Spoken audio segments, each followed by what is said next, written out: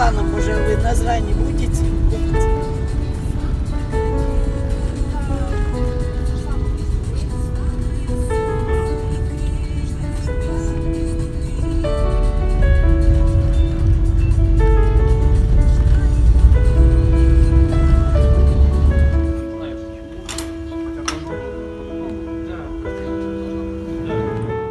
Принимают, поэтому мы счастливы находиться.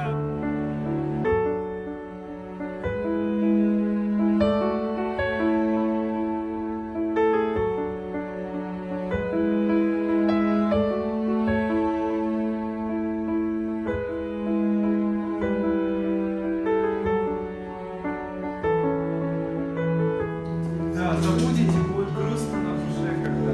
Сразу Един Господь, и то, что там написано. Я изучил Коран, я знаю тоже Коран, и интересуюсь этим.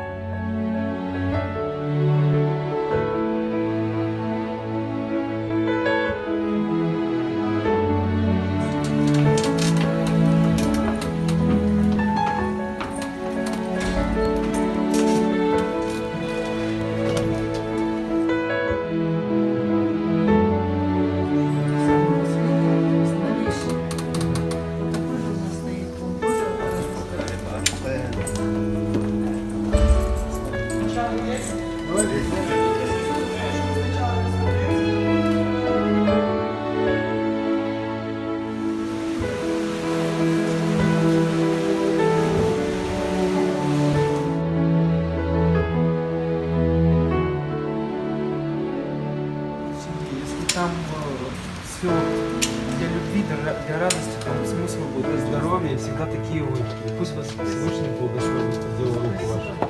И семьи ваши, и родные, близкие. 49 это...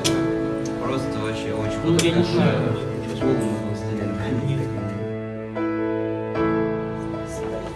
Есть, есть.